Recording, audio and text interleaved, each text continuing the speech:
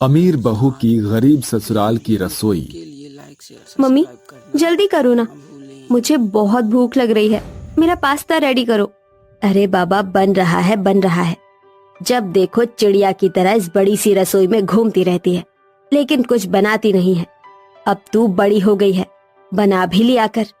Mummy इतने बड़े अमीर घर में मैंने जन्म लिया है, तो क्या खाना बनाऊंगी? उसके लिए तो मेरी प्यारी सी माँ है ना। जिस घर में मैं शादी करके जाऊंगी वहाँ ऑलरेडी नौकर होंगे, जैसे यहाँ है। पर बेटा, खाना बनाना भी आना चाहिए ना, भले ही तू अमीर ससुराल में जाए। मम्मी मुझे मैगी बनानी आती तो है, और क्या चाहिए आपको? ओफो, कुछ नहीं हो सकता तेरा। ये ले, तेरा व्हाइट सॉस पास्ता रेडी है, खा इसे। किंजल अपनी माँ को किस करके अपने रूम में जाकर पास्ता खाती है। दरअसल किंजल अमीर बाप की बिगड़ी तो नहीं, लेकिन पैसों को लेकर थोड़ी घमंडी पर अच्छे दिल की लड़की थी। क्या होगा अगर अमीर ससुराल में जाने के ख्याल लेकर बैठी हुई किंजल को एक गरीब लड़के से प्यार हो जाए? क्या वो शादी करेगी? जानने के लिए इस दिलचस्प कहानी में आगे बढ़ते हैं। किंजल हैंग आउट करने के लिए अपने फ्रेंड्स के साथ मॉल में जाती है, जहां बिलिंग के टाइम कबीर नाम का सुंदर सा लड़का उसे अट्रैक्ट करता है। Ma'am, it's your bill and thank you so much for coming, please come again. Hi, ये लड़का कितना स्वीट है। ओ पागल, किन ख्यालों में खो गई है? बिल पकड़ना। या किंजल अपने वॉलेट में बिल और कार्ड रखती है, और तभी कबीर को देखने में वो कार्ड जमीन पर गिर जाती है और वो स्माइल देते हुए चली जाती है। पर कबीर वो कार्ड देख लेता है और पीछे पीछे वो कार्ड उसे देने चला जाता है। Ma'am listen. ओहो, ये तो रुक ही नहीं रही है। इस कार्ड पर किंजल लिखा है। किंजल किंजल रुकिए। कोई मुझे बुला रहा है। प्रियंका, दीप्ति, एक सेकेंड। किंजल पलटकर देखती है तो कबीर उसके पास आता है और वो खुश हो जाती है। कब से आपको आवाज लगा रहा था, आपने सुना ही नहीं। आपका कार्ड रह गया था यहाँ पर। ओह थैंक यू, अच्छा हुआ तुमने मेरा क्रेडिट कार्ड दे दिया, इसमें बहुत पैसे थे। एक थैंक यू तो बनता है। मेरे साथ कॉफी पर चलोगे? नो मैम, ड्यूटी पर हूँ, ज्यादा देर गायब रहा तो नौकरी चली जाएगी। ओके, तो अपनी ड्यूटी खत्म होने के बाद मुझे इस नंबर पर कॉल कर देना, मैं आ जाऊंगी। प्लीज मना मत करो। जी जरूर। कबीर को भी मन ही मन किंजल अच्छी लगती है। 8 बजे छुट्टी होते ही कबीर किंजल को फोन करता है। फिर दोनों कैफे पर मिलते हैं, जहां दोनों एक दूसरे से काफी बात करते हैं। किंजल बार बार उस मॉल में जाकर शॉपिंग करती है कबीर से मिलने के बहाने, और 2 महीने बाद किंजल उसे रिंग देकर अपने दिल की बात कहती है। Kabir, I love you. तुम मेरा लव एट फर्स्ट साइड हो, मुझसे शादी करोगे? किंजल, ये तुम क्या कह रही हो? देखो, ये नहीं हो सकता। तुम इतने बड़े अमीर घर की हो और मैं बस एक गरीब घर से हूं यार। सिर्फ 10,000 रुपए की नौकरी करता हूं, छोटा सा घर है, और तुम कैसे रहोगी वहां पर मेरे साथ? देखो यार, ये सब सही नहीं है। कबीर, मुझे फर्क नहीं पड़ता। मैंने तुम्हें प्रपोज किया है। तुम दिल के बहुत अच्छे हो। मैंने तुम्हारे साथ जितना वक्त बिताया है, मैं तुम्हारे साथ जिंदगी बिताने के लिए भी तैयार हूँ। Only for you. मैं रह लूंगी, जैसे भी रहना होगा। तुम बस ये बताओ, मुझसे प्यार करते हो कि नहीं? Of course I love you, damn it. बस तुम अपने घर में बात कर लो शादी की। वो एक गरीब दामाद को नहीं अपनाएंगे शायद। इसकी चिंता तुम मत करो। किंजल अपने घर जाकर अपने माता पिता से कबीर से शादी करने की बात करती है। गरीब लड़के के बारे में सुनते ही उसके पेरेंट्स मना कर देते हैं, और किंजल उनकी नहीं सुनती। अगले दिन ही कबीर से भागकर वो शादी कर लेती है। फिर सास वैजंती बहू की आरती करके गृह प्रवेश करवाती है। आओ बहू, हमारे इस छोटे से आशियाने में तुम्हारा स्वागत है। मुझे कबीर ने तुम्हारे बारे में बताया। बहू, तुम कैसे रहोगी छोटे से घर में? मैं रह लूंगी माँ जी, आप फिक्र ना कीजिए।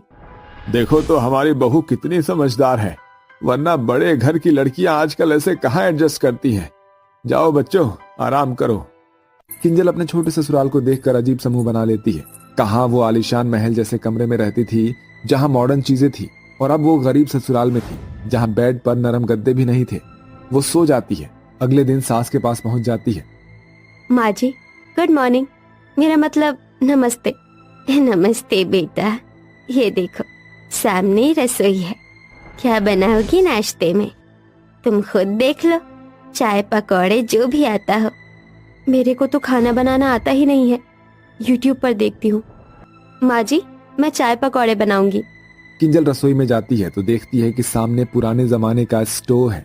छोटे मोटे डिब्बे हैं जहां उसे बैठकर खाना बनाना है। हे भगवान, ये रसोई है?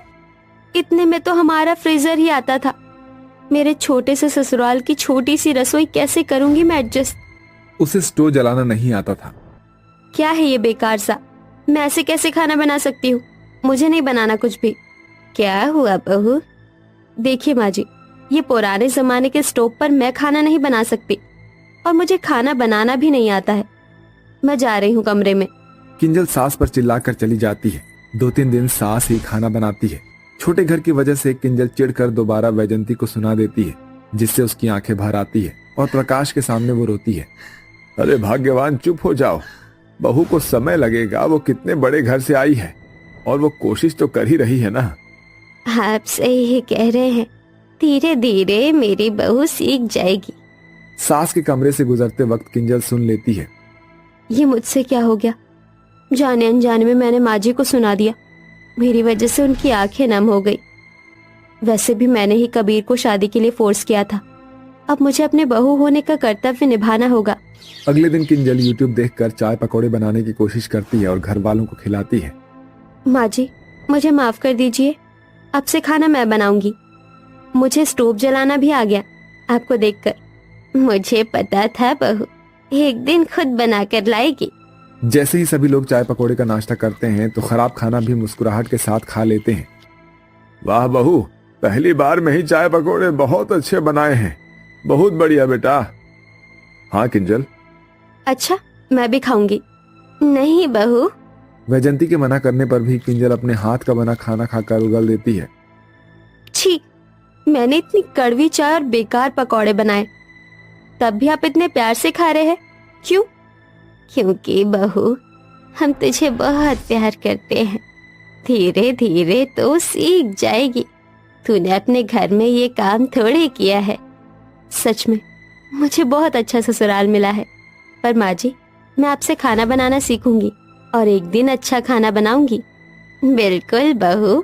दिन गुजरते हैं। वैजंती अपनी बहू को खाना बनाना सिखाती है और यूट्यूब देखकर भी किंजल खुद से खाना बनाना सीखती है। धीरे धीरे वो सबको अच्छा खाना बनाकर खिलाती है। वहीं बेटी की याद में मोनिका और उसका पति राजवीर किंजल के गरीब ससुराल पहुंचते हैं। जैसे ही किंजल उन्हें देखती है तो गले लग जाती है। मम्मी, पापा, आप यहाँ? मुझे आपकी बहुत याद आ रही थी। मुझे माफ कर दीजिए जो मैंने किया। कोई बात नहीं बेटा, हमें भी तेरी याद आ रही थी, इसलिए सोचा मिलने चले। समधन जी, संधि जी, नमस्ते। दरअसल ये कुछ तोहफे हैं। बेटी के घर खाली हाथ नहीं जा सकते थे ना, इसलिए ले आए हैं।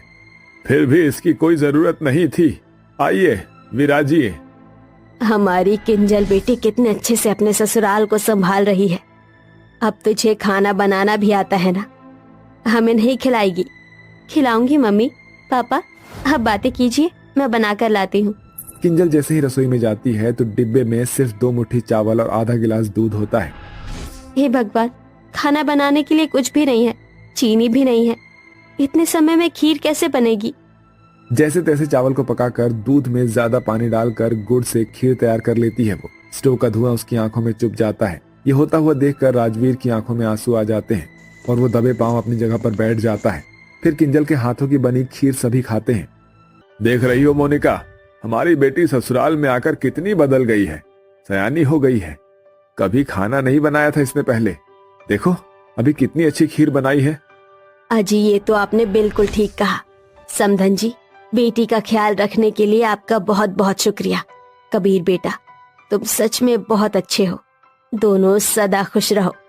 किंजल अपने माता पिता के साथ बातें करती है, फिर वो चले जाते हैं। किंजल अपने गरीब ससुराल में काफी हद तक ढल चुकी थी और वक्त के साथ कबीर की भी अच्छी नौकरी लग जाती है और वो अच्छा सा घर बनवाकर परिवार के साथ खुशी खुशी रहता है। अरे भाग्यवान लड़की वालों को देखने जाना है कि नहीं? तुम तो ऐसे तैयार हो रही हो जैसे तुम्हारी शादी होगी। कितना सजोगी? अब बस करो मेकअप करना। 50 साल की बुढ़िया हो गई हो। खबरदार, तुमने मुझे फिर से बुढ़िया बोला। मैं अपने बेटे के लिए बहू देखने जा रही हूँ, तो बहू से सुंदर भी तो लगना जरूरी है ना, वरना क्या बोलेगी मेरी सास कैसी है। माँ जल्दी करो ना, आप मेरे लिए लड़की देखने जा रही हैं। मैं तो कहता हूँ आप इतनी सुंदर हो, ऐसे ही मेकअप करने वाली एक बहू ले आओ। आप दोनों दिन भर मेकअप करना और मैं पिताजी घर में झाड़ू पोछा कर लेंगे। कितना अच्छा रहेगा ना?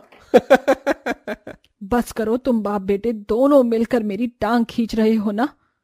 अगर सच में बहू मेकअप करने वाली आ गई और मुझसे ज्यादा सुंदर दिखेगी तो सब मेरी सुंदरता की तारीफ कम करेंगे। नहीं नहीं, मेकअप करने वाली बहू नहीं चाहिए मुझे, उसके लिए तो मैं ही काफी हूं। माँ तैयार हो गई हो तो आप चलो ना। फिर तीनों लड़की वालों के घर पहुंच जाते हैं। अजी समधन जी, चाय नाश्ता तो लीजिए और मिलिए हमारी प्यारी बेटी काजल से। लड़की तो अच्छी है, मेकअप भी अच्छा खासा किया हुआ है अभी, पर मेरी एक शर्त है, वो ये कि बहू मुझे घर गृहस्थी संभालने वाली चाहिए, ना कि मेकअप करने वाली। बेटा हीरा है ये तो, आप जानती ही हैं। फौजी में इसने इतने सारे मेडल जीते हैं, तो बहू से इतनी उम्मीद तो कर ही सकती हूँ। मैं तो अभी ने अपनी बेटी की खूबी बताने वाली थी कि वो पार्लर का कोर्स की हुई है। अब मुझे ये बात छुपानी होगी। बड़ी मुश्किल से इन्होंने बिना दहेज की शादी तय की है। जी जी, मैं आपकी बात से सहमत हूँ, चिंता मत कीजिए, हमारी काजल आपका घर बखूबी संभाल कर रखेगी। ये माँ झूठ क्यों बोल गई? शायद रिश्ता अच्छा है इसलिए। तो ठीक है, रिश्ता पक्का हुआ। हम जल्दी ही पंडित जी से कहकर शादी की तारीख निकलवाएंगे। बिल्कुल बिल्कुल, मुंह तो मीठा कीजिए। फिर समधी समधन एक दूसरे को मीठा खिलाते हैं। अगले महीने अमित की काजल से धूमधाम से शादी हो जाती है। अपने ससुराल में सुबह सुबह काजल उठकर जाती है कि अमित उसका हाथ पकड़कर खींच लेता है। ओहो, सुबह सुबह बड़े रोमांटिक हो रहे हो। तुम हो ही इतनी अच्छी। ये तो कुछ भी नहीं है बच्चों, अभी मुझे नई नवेली बहू के अवतार में तो आने दो, फिर देखना। आय हाय मेरी जान, कहर ढाओगी क्या मुझ पर? शर्माकर काजल शॉवर लेने चली जाती है। इसके बाद वो अपना लाइट मेकअप करके लाल साड़ी में तैयार हो जाती है। सास उसे बुलाने आती है और उसकी सुंदरता देखकर कहती है, अरे बहू, तू इतनी सुंदर कैसे लग रही है, ज्यादा मेकअप कर लिया क्या? नहीं माँ जी, आपकी बहू रानी एक्सपर्ट मेकअप आर्टिस्ट है, उसी का कमाल है। पर मुझे आपसे अभी झूठ बोलना पड़ेगा अपनी नई शादी बचाने के लिए। नहीं नहीं माँ जी, मुझे मेकअप करना नहीं आता, ये तो मुझ पर शादी और इनके प्यार का रंग चढ़ गया है। अच्छा ठीक है, ज्यादा शर्मा मत, नीचे चल, पड़ोसन आई है, तेरी मुंह दिखाई जो है। कुछ देर बाद पड़ोसन काजल को देखकर कहती हैं, अरे वाह मीनाक्षी, तेरी बहू तो तुझसे भी ज्यादा सुंदर लग रही है, कितना अच्छा मेकअप करती है वो। ऑफ कोर्स मेरी बहू है तो सुंदर तो होगी ही, लेकिन सबसे ज्यादा सुंदर मैं ही हूँ। वो भी है। फिर सब काजल को मुंह दिखाई का शगुन दे देते हैं। वक्त गुजरता है, सब कुछ अच्छा चल रहा था। फिर एक दिन प्रकाश को फौजी की तरफ से कॉल आता है कि उनका होनहार बेटा अमित सरहद पर आतंकी हमले के चलते शहीद हो गया। ये सुनकर प्रकाश के पैरों तले जमीन खिसक जाती है। नहीं नहीं, ऐसा नहीं हो सकता, हमारा बेटा। अजी क्या हुआ हमारे बेटे को? आप ऐसे क्यों कह रहे हैं? पापा जी क्या हुआ उनको, बताइए ना। अमित हमें छोड़कर चला गया, अपने देश के लिए वो शहीद हो गया। सास बहू दोनों सुनते ही सदमे में चली जाती हैं। नहीं नहीं, ऐसा नहीं हो सकता, वो मुझे छोड़कर नहीं जा सकते। अभी हमारी शादी को दिन ही कितने हुए थे। ये सब कुछ इस उल्टा की वजह से हुआ है। इसके गलत पैर पड़े हैं मेरे बेटे की जिंदगी में, वरना अभी तक मेरे बेटे को कुछ नहीं हुआ था।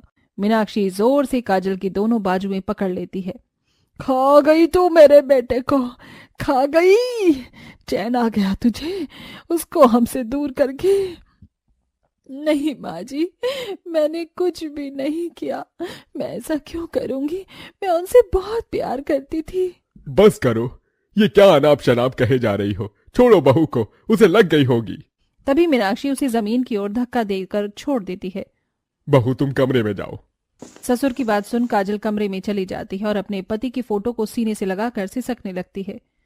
देखिए ना माँ जी मुझे क्या क्या कह रही है, मैं इतनी अभागन तो नहीं हो सकती कि आपसे शादी करके मैं आपको ही खुद से दूर कर दूं। घर की हालत बहुत बेकार हो चुकी थी। मीनाक्षी उसे रोज काम करता देख खरी खोटी गाली गलौज सुनाया करती थी। बेटे के जाने के बाद प्रकाश सदमे से पैरालाइज हो जाता है, जिससे मीनाक्षी विधवा काजल पर ज्यादा चिल्लाने लगती है। घर पर कमाने का कोई साधन नहीं था। प्रकाश के इलाज में मीनाक्षी घर को बेच देती है, जिसके बाद वो रोड पर आ जाते हैं और एक मामूली से किराए के कमरे में रहने लगते हैं। प्रकाश थोड़ा बहुत हाथ पैर चला लेता था, लेकिन बोलने में कठिनाई आती थी। एक सुबह घर में खाने के लिए कुछ नहीं था। कल तो जैसे तैसे गुजारा कर लिया, लेकिन आज माँ जी और पापा जी को क्या बनाकर खिलाऊंगी? ऐसे कब तक चलता रहेगा? मुझे काम ढूंढना चाहिए। वैसे भी मुझे पार्लर का काम तो आता ही है। काजल जैसे ही जाती है, मीनाक्षी फिर सुनती है, हाँ, कहाँ घूमना चाहती है विधवा बनकर? नहीं माँ जी, खाने के लिए राशन उधार मांगने जा रही हूँ। सॉरी माँ जी, मुझे आपसे झूठ बोलना पड़ा। जा यहाँ से। काजल घर से निकलकर पार्लर पहुंचकर काम मांगती है। क्या तूने मेकअप का कोर्स किया है और तुझे काम चाहिए?